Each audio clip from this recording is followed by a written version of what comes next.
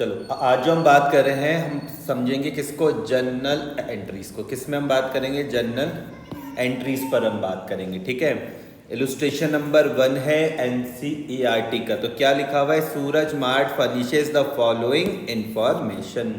हमको कोई ट्रांजेक्शन दी हुई है during the month of April 2017। ध्यान से समझना, ट्रांजेक्शंस मतलब क्या बताया था मैंने, सिंपल लेन देन। कौन से महीने के, तो आप बोलोगे भैया अप्रैल 2017 की। इतनी बात समझ में आ रही है, ट्रांजेक्शन्स हैं अप्रैल 2017 की। मैंने क्लास में भी आपको ये चीज़ समझा रखी है बार बार बहुत डिटेल में कि जब आप general ledger, trial balance, final account कुछ भी बना रहे हो तो आपके दिमाग में कौन से रूल्स रहने चाहिए, कुछ आ रहा है ध्यान। देखो सबसे पहले तो मैंने आपको बताया था, आप सिर्फ ध्यान रखो A+ का, असेट्स कम होने का, लिएबिलिटी कम होने का, लिएबिलिटी को बढ़ने का, और एक मैंने नॉमिनल का बताया था N- और N+, बस इसके अलावा और कुछ नहीं। समझ में आई बात, इतना ही आपको यहाँ पे ध्यान में समझ के चलना है डेबिट और क्रेडिट में, बस इतना ही बस। असेट्स बढ़ेंगे तो हम कहाँ पर रिकॉर्ड करेंगे भैया उसको, डेबिट में। लिएबिलिटी कम होगी तो हम कहाँ पर रिकॉर्ड करेंगे, डेबिट में। N- का मतलब था debit all expenses and losses. अब क्रेडिट की जब मैं बात करता हूँ तो अगर मेरे पास असेट्स कम होंगे या फिर लिएबिलिटी मेरे पास बढ़ेगी, और N+ का मतलब क्या था, credit all income and gain. तो इतने को आपको ध्यान में रखना है। ठीक है, डेबिट समझ में आ रहा है आपको क्रेडिट भी समझ में आ रहा है। चलिए फिर स्टार्ट करते हैं। इलुस्ट्रेशन नंबर 1 है Suraj mart furnishes the following information, transaction during the month of April 2017 are as under. General का फॉर्मेट आपको फटाफट से बना लेना है। किस तरीके से बनाओगे ध्यान से समझना। आप किसकी बुक्स में हम रिकॉर्ड कर रहे हैं, सरोज मार्ट की। ये देखो किसकी बुक में आप काम कर रहे हो, आप कर रहे हो सरोज मार्ट की बुक में काम। किसकी बुक में काम कर रहे हो, सरोज मार्ट की बुक में आप काम कर रहे हो। तो यहाँ पे क्या लिख दिया आपने, बुक्स ऑफ सरोज मार्ट। और क्या बना रहे हैं, हम बना रहे हैं जर्नल।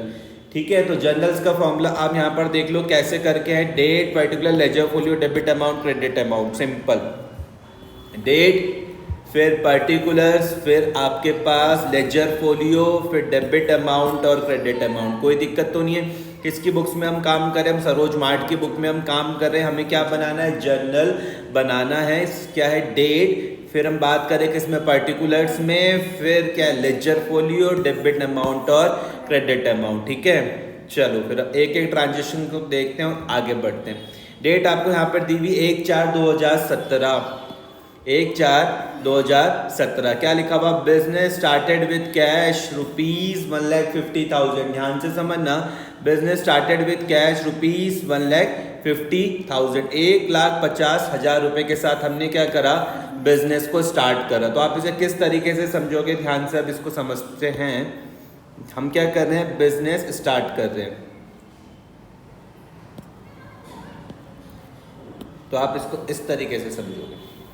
हमने क्या करा, बिजनेस स्टार्ट करा। तो सबसे पहले मैं बात कर रहा हूँ, हमारे पास ये है, हमारे पास सुंदर प्यारी फर्म, और ये है हमारे पास कौन, बिजनेस के ओनर। जब बिजनेस हमने स्टार्ट करा तो इन भाई साहब ने क्या करा, यहाँ पर फर्म में पैसा लगाया। कितना पैसा लगाया, तो वो हम यहाँ पर हम देख लेते हैं क्वेश्चन पढ़ के। कितने रुपए लगाए, बिजनेस स्टार्टेड विद कैश, कितने रुपए लगाए, 1,50,000 रुपए लगाए। कितने रुपए लगाए, 1,50,000 रुपए के साथ क्या करा, बिजनेस स्टार्ट करा है। ठीक है, तो इस वाले ट्रांजेक्शन को आप समझना कि जो बिजनेस के जो प्रोप्राइटर थे, जो बिजनेस के ओनर थे, उन्होंने क्या करा, बिजनेस में कितने रुपए लगा दिए भैया, कितने थे, 1,50,000 रुपए, 1,50,000 रुपीज़। यहाँ तक कोई दिक्कत तो नहीं है। चाहे कुछ भी हो जाए, चाहे कुछ भी हो जाए, आपको हमेशा याद रखना है, आपको अकाउंटिंग किसके बिहाफ में करनी है, इस फर्म के बिहाफ में आपको अकाउंटिंग करनी है। अकाउंटेंट किसके हो, इस फर्म के हो। यहाँ तक बात समझ में आ रही है। प्रोप्राइटर ओनर से कोई मतलब नहीं है आपको इस फर्म के बिहाफ में एंट्री करनी है। समझ में आ रहा, मैं आपसे पूछूं कि आपको यहाँ पे कितने पर्सन दिख रहे हैं, कितने पर्सन आपको यहाँ पर दिख रहे हैं, बताओ। आप बोलोगे भैया हमको यहाँ पे 2 पर्सन दिख रहे हैं। जो ये हमारे पास जो ओनर है, इनको हम क्या बोलते हैं, नेचुरल पर्सन बोलते हैं। और दूसरी जो हमारे पास से फर्म है, फर्म हमारे पास कौन है, आर्टिफिशियल पर्सन। मैं आपसे पूछूंगा जब आप अकाउंटिंग करोगे, जब आप जनरल बना रहे हो, आप किसके बिहाफ में सोच के आप बात करोगे? आप इस फर्म के बिहाफ में सोच के बात करोगे। इतनी बात समझ में आ रही है? यहाँ तक कोई दिक्कत तो नहीं है? पक्का? तो 1 लाख रुपए कहाँ पर लगाए? फर्म पर लगाए। हम कर रहे हैं double entry book keeping system. कितने रुपए लगा दिए भैया? 1 लाख रुपए लगाए। तो यहाँ पर मैं क्या कहने वाला हूँ कि एक तरफ तो इस फर्म में क्या हो जाएगा? कैश बढ़ जाएगा। क्या बढ़ जाएगा? कैश। और दूसरी ओर जब कोई ओनर, जब बिजनेस का मालिक, प्रोप्राइटर क्या करता है, जब बिजनेस में पैसा इंट्रोड्यूस करता है तो हम इसके नाम की जगह क्या वर्ड यूज़ कर रहे हैं? कैपिटल वर्ड यूज़ कर रहे हैं। इतनी बात समझ में आ रही है? तो एक हमारे पास क्या हो जाएगा? एक हमारे पास हो जाएगा कैश और एक क्या हो जाएगा?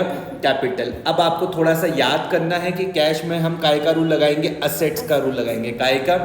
असेट्स का। क्योंकि मैं फर्म के बिहाफ में काम कर रहा हूँ तो मैं बोलूँगा कैश मेरे पास क्या हो जाएगा? बढ़ जाएगा, A+। यहाँ तक बात समझ में आ रही है? कैपिटल पे आपको याद रखना है, कैपिटल क्या होती है? Internal liability.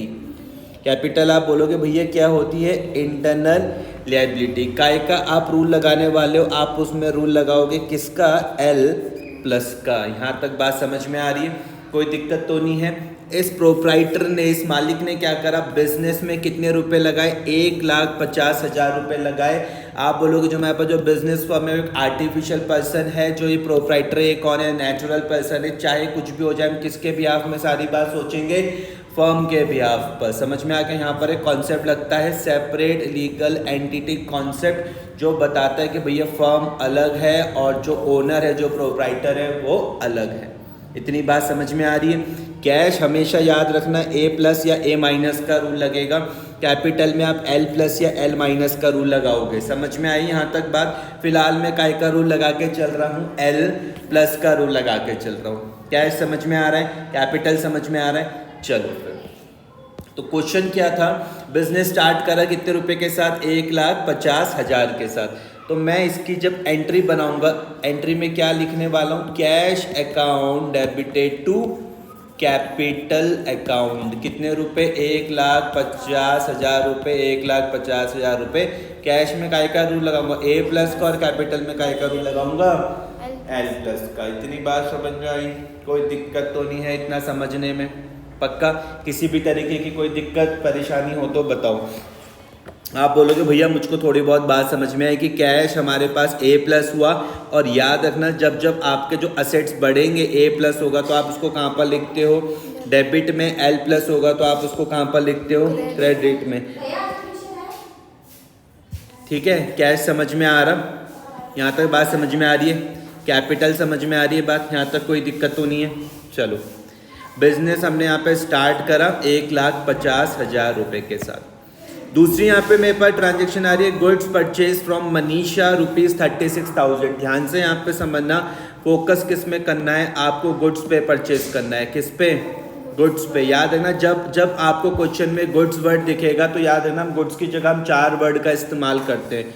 अगर क्वेश्चन में आपको क्या दिख रहा है? गुड्स दिख रहा है, तो हम लोग क्या करते हैं? गुड्स की जगह में गुड्स का अकाउंट कभी ओपन नहीं करता हूँ। समझ में आ रहा है? हम गुड्स की जगह पर 4 अकाउंट ओपन कर सकते हैं। कौन सा कर सकते हैं भैया? हम कर सकते हैं परचेज अकाउंट। कौन सा? अगर मैं गुड्स को परचेज करूंगा तो मैं परचेज अकाउंट ओपन करूंगा। गुड्स को मैं बेचूंगा तो मैं सेल्स अकाउंट ओपन करूंगा। इतनी बात समझ में आ रही है? अगर मैंने जो सामान खरीदा वो मुझको वापस करना पड़ रहा है तो मैं क्या ओपन करूंगा? Purchase return account. समझ में आया? या फिर मैं इसको क्या बोलूँगा भैया? Return outward. याद रखना क्या बोलूँगा? Return outward. इसी सेम तरीके से अगर मैंने सेल करी और सेल करने के बाद सामान मेरा वापस आया तो मैं उसको क्या बोलूँगा? सेल्स रिटर्न या फिर रिटर्न इनवर्ड। यहाँ तक मेरी बात समझ में आ रही है? तो मैंने क्या चीज़ बताई कि जब जब क्वेश्चन में आपको गुड्स दिखेगा तो आप गुड्स की जगह कभी भी गुड्स अकाउंट ओपन नहीं करोगे। समझ में आ रहा? या तो आप परचेज करोगे या सेल्स करोगे, या परचेज रिटर्न करोगे, या फिर आप सेल्स रिटर्न करने वाले हो। रूल याद रखना कि जब जब मैं परचेज करूंगा तो मैं काय का रूल लगाऊंगा? उसमें N- का रूल लगाऊंगा। N- का रूल क्या बोलता है? Debit all expenses and losses. समझ में आ रहा? सेल करूंगा तो भैया मैं उसमें N+ का रूल लगाऊंगा। N+ का रूल क्या बोलता है? Credit all income and gain. ठीक है? और रिटर्न्स में उल्टे रूल आप लगा दोगे। जैसे परचेज रिटर्न है तो उसमें आप n+ का रूल लगाना, और अगर सेल्स रिटर्न है तो उसमें आप काय का रूल लगाओगे, n- का रूल लगाओगे। काय का रूल लगाओगे, n- का रूल। यहाँ तक कोई दिक्कत तो नहीं है किसी तरीके की। अब इस चीज़ को आप बोलो, जब जब n- होगा तो आप कहाँ पे दिखाते हो भैया, डेबिट में। n+ होगा तो कहाँ दिखाते हो, क्रेडिट में। n+ होगा तो कहाँ लिखते हो, क्रेडिट। n- होगा तो कहाँ लिखते हो। कोई दिक्कत तो नहीं है, इतनी बात समझ में आ रही है। अब यहाँ पर हम देखते हैं गुड्स परचेज फ्रॉम मनीषा। मैंने क्या करा, मनीषा से गुड्स परचेज करे। अभी मैंने समझाया कि गुड्स अकाउंट क्या हम ओपन करते नहीं। अगर मैंने गुड्स परचेज करे तो मैं क्या ओपन करूंगा, परचेज अकाउंट ओपन करने वाला हूँ। क्या, परचेज अकाउंट डेबिट। किससे खरीदे, मनीषा से। किससे खरीदे, मनीषा से। तो क्या बन जाएगी entry, purchase account debit to Manisha account. कितना, 36,000 और 36,000। समझ में आ रहा है। एंट्री सीखने के साथ साथ उनके रूल्स को समझना बहुत जरूरी है। परचेजेस पे आप काय का रूल लगाओगे, बोलोगे भैया परचेजेस पे हम रूल लगाने वाले हैं किसका, n- का। समझ में आ रही है। परचेजेस पे आप काय का रूल लगाओगे, n- का। समझ में आ गया, तभी वो डेबिट में आ रहा है। n- मतलब डेबिट। इसको दिमाग में ये पिक्चर सेट करके चलना जो मैंने अभी यहाँ पे स्टार्टिंग पर समझाई थी। कहाँ गए वो रूल्स, ये इतनी बात समझ में आ रही है। इसको आपको दिमाग में सही तरीके से एक बार बैठा देना है बस, चाहे कुछ भी हो जाए। n- मतलब डेबिट में आप दिखाओगे, n+ मतलब क्रेडिट पर आप दिखाओगे। समझ में आ रहा, तो आपको समझ में आ रहा होगा कि परचेजेस डेबिट में क्यों आया। अब जब मैंने क्या करा, जब मैंने मनीषा से परचेज करा, किससे गुड्स किससे परचेज करे, मनीषा से। कितने में, 36,000 के। तो मनीषा मिले क्या बन जाएगी, मनीषा मिले बन जाएगी भैया क्रेडिटर। क्या बन जाएगी, उधार में खरीदूंगा तो मेरी लायबिलिटी क्या हो जाएगी, बढ़ जाएगी, L+ हो जाएगा। समझ में आ रहा। पहली वाली एंट्री पर काय का रूल लगा था, A+ और L+ का। तो आपको पहली वाली समझ में आई, आपको दूसरी वाली समझ में आई। नरेशंस भी लिख देना कि भैया cash account debit to capital. Narration में क्या लिखा, business started with cash, business started with cash. और ये था परचेजेस टू मनीषा, तो गुड्स परचेजेस ऑन क्रेडिट। हमने उधार पे खरीदा होगा, तब मैंने मनीषा पे काय का रूल लगाया, मैंने क्रेडिटर का रूल लगाया। मनीषा पे मैंने काय का रूल लगाया, क्रेडिटर्स का रूल लगाया। और मैंने कहा क्रेडिटर्स में काय का रूल लग रहा है, L+ का। समझ में आ रहा है। उधार पे जब हम परचेज करते हैं तो परचेज में मैंने काय का रूल लगा दिया, n- का रूल लगा दिया। इतनी बात समझ में आ रही। n- मतलब मैंने क्या समझाया, debit all expenses and losses. बोलना भी है इसको बार बार। और जब उधार पे खरीदे तो मनीषा मिलने कौन बन गई, क्रेडिटर। और क्रेडिटर पे काय का रूल लगा दिया, L+ का। यहाँ तक समझ में आ रहा। ये 36,000 समझ में आया। अप्रैल 1 वाली एंट्री समझ में आई, अप्रैल 1 वाली दोनों समझ में आ गई। यहाँ तक कोई दिक्कत तो नहीं है, ठीक है। नेक्स्ट है 1/4/2017। यहाँ पर हमने क्या करा, स्टेशनरी परचेज करी। स्टेशनरी परचेज करी किस में भैया, कैश में। तो एक कौन सा हो जाएगा, एक हो जाएगा आपके पास स्टेशनरी, दूसरा क्या हो जाएगा, कैश। समझ में आ रहा, गुड्स नहीं है यहाँ पर। यहाँ पर अब स्टेशनरी है तो मैं स्टेशनरी अकाउंट ओपन करूँगा। समझ में आ रहा। गुड्स के मैंने 4 नाम बताए थे। मैंने कहा क्वेश्चन में आपको गुड्स दिख जाए तो उसके 4 नाम हैं। कौन कौन से, परचेज, सेल्स, परचेज रिटर्न और सेल्स रिटर्न। लेकिन अभी यहाँ पर क्या है, स्टेशनरी है तो मैं एक कौन सा ओपन करने वाला हूँ, ओपन करूँगा एक स्टेशनरी अकाउंट, और एक कौन सा होगा, एक कैश अकाउंट होगा। समझ में आया कि मैंने क्या करा, स्टेशनरी को परचेज करा और मैंने पेमेंट काय पर करी है, कैश पर करी है। यहाँ तक कोई दिक्कत, चीज़ें समझ में आ रही है। आप बोलोगे भैया हम स्टेशनरी पे काय का रूल लगाओगे आप। स्टेशनरी जब हम परचेज करते हैं तो क्या होता है, हमारा खर्चा होता है, काय का रूल लगाओगे, नहीं, n- का रूल लगेगा। स्टेशनरी एक्सपेंसिव है ना, आप पेन खरीदते हो, पेंसिल खरीदते हो, ये सब चीज़ें तो, कॉपी खरीद रहे हो, ये सब चीज़ें स्टेशनरी पर ही तो आएंगी। तो स्टेशनरी पर आप काय का रूल लगाने वाले हो, n- का रूल लगाओगे। और आपके पास जो कैश है वो बढ़ जाएगा, कम हो जाएगा, कम हो जाएगा। तो आप कैश में काय का रूल लगाओगे, A- कैश में आप बोलोगे भैया मैं हम इसमें A- का रूल लगाएंगे। समझ में आ रहा, रूल्स को बहुत समझ के चलना है। समझ में आया। स्टेशनरी पे काय का रूल लगा रहे हो आप, n- का रूल लगा रहे हो, और कैश आपके पास से कम हो रहा है तो काय का रूल लगा रहे हो, A- का रूल लगा रहे हो। यहाँ तक कोई दिक्कत तो नहीं है। एंट्री पे आ रही, यहाँ पर देखो, stationery DR to cash, entry को आपको समझना भी है कि ये एंट्री किस तरीके से बन रही है, कि स्टेशनरी जो है वो मेरे पास डेबिट में क्यों आ रही है, क्यों लिखा इन्होंने इसको डेबिट में। तो मैं उसके पीछे रूल बता रहा हूँ, एन माइनस का रूल बता रहा हूँ। Debit all expenses and losses, मैंने कहा पेन खरीदते हो, कॉपी खरीदते हो, स्केल वगैरह खरीदते हो, सबका सब स्टेशनरी तो है। तो इसमें क्या होता है, खर्चा होता है, बिल्कुल होता है। कैश में काय का रूल लग जाएगा, कैश में ए माइनस का रूल लग जाएगा। आ रही बात समझ में या नहीं आ रही है? अब इस चीज़ को यहाँ पर समझ के चलो कि यहाँ पर तो मैंने पहली वाली में कैश को डेबिट में लिखा था, तो क्यों लिखा, क्या चीज़ समझाई थी।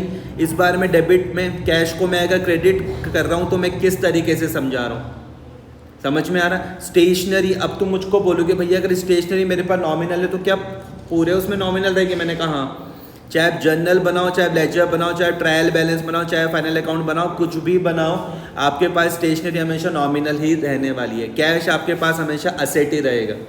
समझ में आ रहा? जैसे परचेजेस DR2 मनीषा था तो हमने उधार में खरीदा, तो मनीषा मेरे पास क्रेडिटर्स हो गए तो वो बढ़ गया था, L+ हो गया था। अगर मनीषा मुझको पैसा दे देगी तो ये मेरे पास लायबिलिटी क्या हो जाएगी, कम हो जाएगी। इसको रीड करना सीखना है। समझ में आई बात? यहाँ तो कोई दिक्कत तो नहीं है। अब जब मैं नेक्स्ट पेज में जा रहा हूँ तो मैं कैरी फॉरवर्ड लिख रहा हूँ टोटल करके, ठीक है। तो हमने यहाँ पर कौन कौन सी कर ली, हमने यहाँ पर 1/4/2017 वाली कर ली, 1/4 ये भी कर लिया और ये भी कर लिया। Open a bank account with SBI for ₹35,000। हमने क्या करा, एक बैंक अकाउंट ओपन करा। तो जब मैं क्या करूँगा, बैंक अकाउंट ओपन करने जाऊंगा, ध्यान से मेरी बात को समझना। जब मैं बैंक अकाउंट ओपन करने जाऊंगा तो एक तो मेरे पास क्या हो जाएगा, एक हो जाएगा मेरे पास बैंक और दूसरा क्या हो जाएगा, कैश। दूसरा कौन सा हो जाएगा, दूसरा हो जाएगा भैया मेरे पास कैश। समझ में आ रहा है, आ रहा है कि नहीं आ रहा? तो चाहे बैंक हो चाहे कैश हो, दोनों के दोनों क्या होते हैं, असेट्स होते हैं। याद रखना, करंट असेट्स होते हैं, ठीक है। अब तुमको याद करते हुए चलते रहना है, चाहे बैंक हो चाहे कैश हो, दोनों के दोनों क्या है, असेट्स ही हैं। अगर मैं बैंक खोलूँगा, मैं बैंक नहीं खोलूँगा, मतलब अगर मैं बैंक में अकाउंट खोलूँगा तो मेरे पास जो बैंक बैलेंस है वो बढ़ जाएगा, कम हो जाएगा? अगर मैं गया बैंक में और मैंने बैंक में पैसा डिपॉजिट कर दिया तो मेरे पास जो बैंक अकाउंट है वो बढ़ जाएगा, कम हो जाएगा? तो बैंक अकाउंट तो मेरे पास प्लस हो जाएगा, लेकिन जो मेरी जेब में जो पैसे हैं वो बढ़ जाएंगे, कम हो जाएंगे? तो कैश में काय का रूल लग जाएगा, A- का। समझ में आ रहा है या नहीं आ रहा? पक्का, कोई दिक्कत तो नहीं है? एंट्री समझो आप, यहाँ पे एंट्री बन रही है bank account debit to cash account, bank account debit to cash account. इतनी बात समझ में आ रही है? बैंक, अब ध्यान से मेरी बात समझना कि बैंक डेबिट में ही क्यों लिखा हुआ है। भाई मैंने कहा कि आपके पास जो बैंक है वो भी असेट है।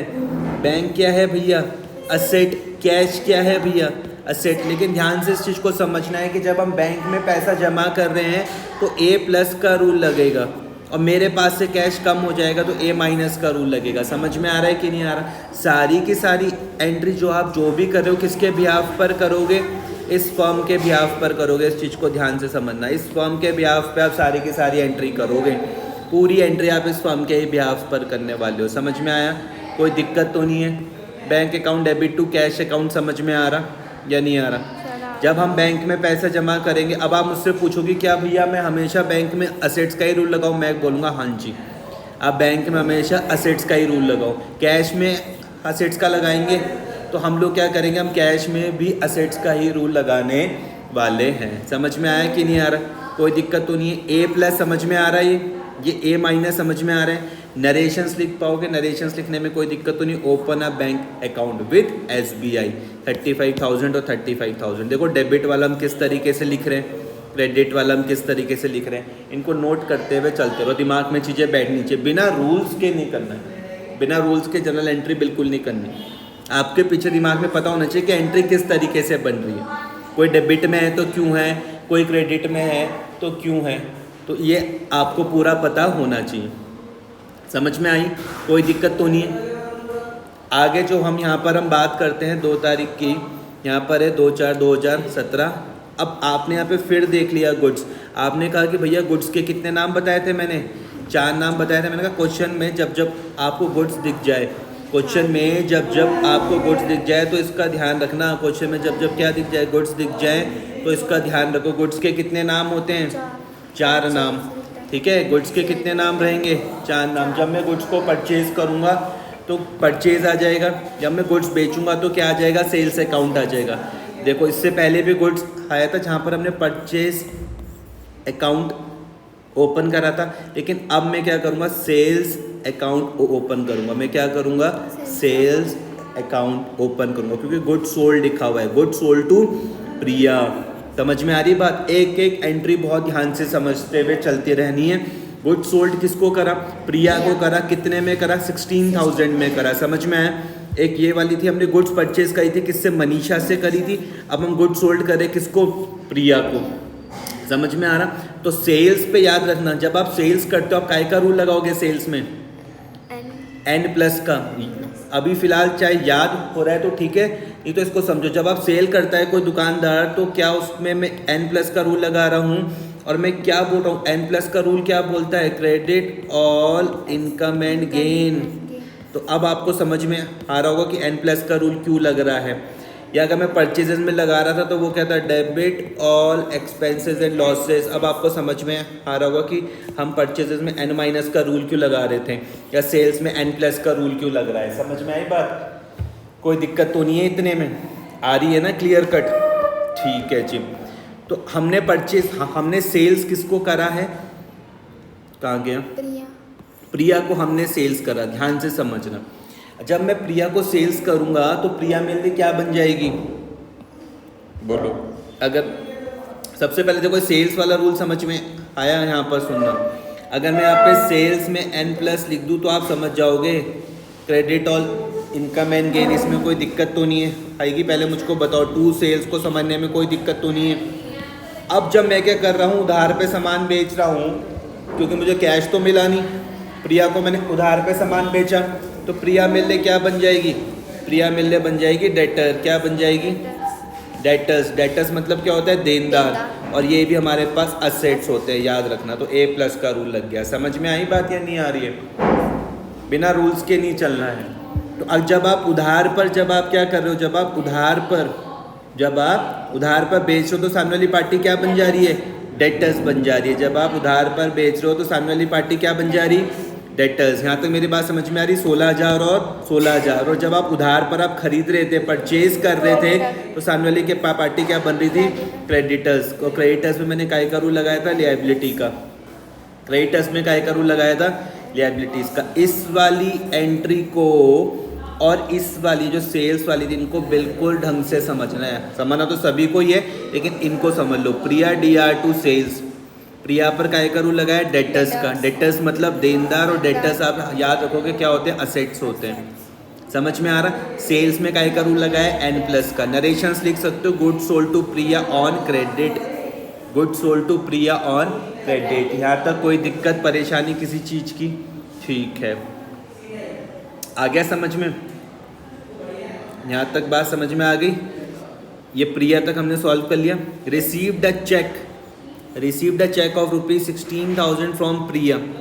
अब देखो ध्यान से इस चीज़ को समझना। पहले हमने प्रिया को क्या करा था, 16,000 रुपीज़ का क्या करा था, सेल्स करी थी। अब हमें उनसे क्या मिल गया, चेक मिल गया। समझ में आया? अब एक बार क्या करना है, जब आपको जब चेक मिलता है तो नीचे पढ़ के देख लो क्या चेक जमा करने की कोई एंट्री लिखी हुई है। जब आपको जब चेक मिलता है तो नीचे पढ़ के देखो, कहीं पर इस चेक को जमा करने की बारे में कुछ बात करी गई या नहीं करी गई है।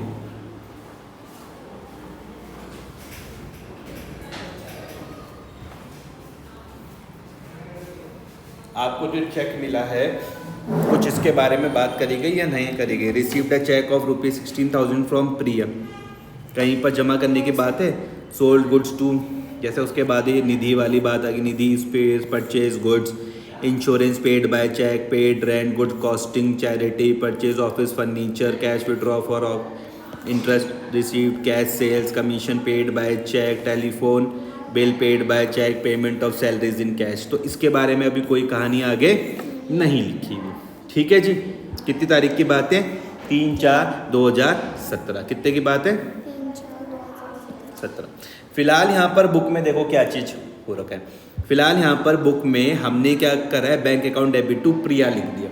इन्होंने क्या मान के चला कि जो हमको जो चेक मिला है वो हमने बैंक में सेम डे पर ही जमा कर दिया होगा। समझ में आ गया? तभी क्या करा इन्होंने यहाँ पर बैंक में काय का रूल लगाया होगा, A+ का रूल लगाया होगा। समझ में आ रही है या नहीं आ रही? इन्होंने क्या मान के चला कि जो चेक हमको किससे मिला, जो चेक हमको प्रिया से मिला वो हमने सेम डे में जाके बैंक में जमा कर दिया, जिसके वजह से हमारा जो बैंक था वो क्या हो गया, A+ हो गया। अब चीज़ों को ध्यान से समझना है। आप बोलोगी कि भैया प्रिया कौन थी मेरे लिए, पहले रीड करना सीखना है, रीड करना। आप बोलोगे भैया अप्रैल 2 को हमने जब प्रिया को सेल करा तो प्रिया मेरे लिए कौन बन गई थी, डेटर्स। A+ का रूल लगा। अब जब वो मुझको पैसा दे देगी तो अब क्या वो मेरे लिए डेटर्स रहेगी, नहीं, अब वो मेरे लिए डेटर्स नहीं रहेगी। तो अब मैं काय का रूल लगा दूंगा यहाँ पर, डेटर्स में काय का A- का। समझ में आई या बात नहीं आ रही? अकाउंटिंग टर्म में थोड़ी सी बात को तुम समझोगे। पहले देखो हमने गुड्स को सोल्ड करा, ये गुड्स काय पे कन्वर्ट हुए, डेटर पर। देखो ये जो पहले जो मैंने सोल्ड करा था गुड्स, तो गुड्स काय पे कन्वर्ट हुए, डेटर पे कन्वर्ट हुए। डेटर से जब पैसा मिला तो ये डेटर्स काय पर कन्वर्ट हो गए, बैंक में कन्वर्ट हो गए। समझ में आ रहा है?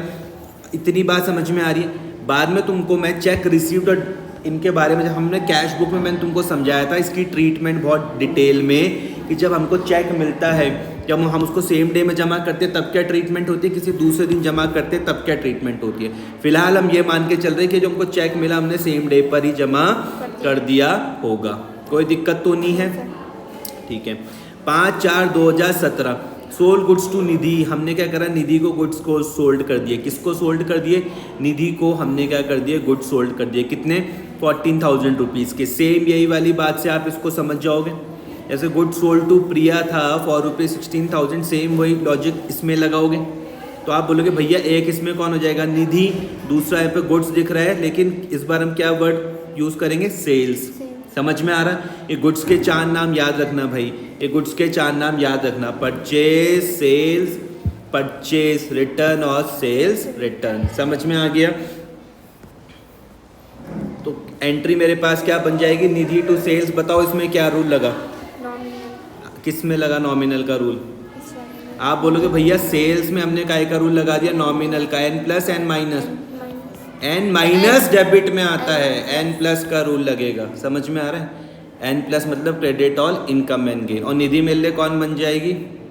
आप बोलोगे मैं उधार में बेच रहा हूँ तो निधि मेरे लिए कौन बन जाएगी, डेटर। समझ में आया? निधि मेरे लिए कौन बन जाएगी, डेटर्स। और डेटर्स में काय का रूल लगेगा, A+ का। समझ में आ रहा है? बहुत इंपॉर्टेंट है, जनरल जब समझ में आएगी तभी सब कहानी समझ में आएगी। अगर नहीं समझ में आ रहा तो मैं दोबारा से समझा सकता हूँ। बताओ, अप्रैल 4 वाली बात समझ में आई? उधार पे सामान बेचोगे सामने वाली पार्टी क्या बन जाएगी, डेटर्स। और सेल्स में काय का रूल लग रहा है, N+ का। ये वाली देखो ना, ये वाली एंट्री और ये वाली तो बिल्कुल ही सेम है, लॉजिक भी बिल्कुल सेम है दोनों के। अमाउंट 14,000 यहाँ पे 16,000 थी। समझ में आया? आगे अब फिर उसके बाद हमने यहाँ पर ये देखो, हमने यहाँ पे निधि को क्या कर दिया था, सेल कर दिया था। अब हम निधि ने हमको कैश दे दिया, निधि पेज 14,000 इन कैश। अब देखो इस वाले ट्रांजेक्शन में हमको पेमेंट किससे मिली थी, चेक से, तो हमने बैंक का इस्तेमाल करा।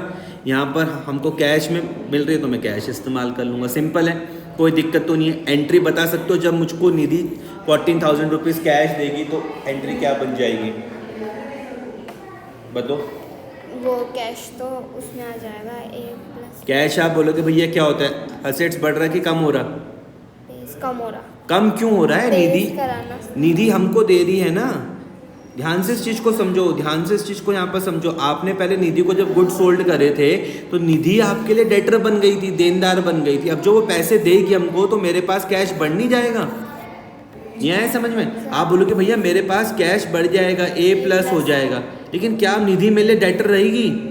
तो ये जो निधि को जो मैंने पहले असेट्स बनाया था वो अब कम हो जाएगा। समझ में आया या नहीं आ रहा? घर में जाके इसकी 2 बार 4 बार 10 बार जितनी बार प्रैक्टिस करनी है करो, लेकिन चीज़ों को समझ के चलो, इसके बिना काम नहीं चलेगा। तो मेरे पास जब कैश आया तो मैंने कैश में काय का रूल लगाया, A+ का रूल लगाया। इतनी बात समझ में आ रही?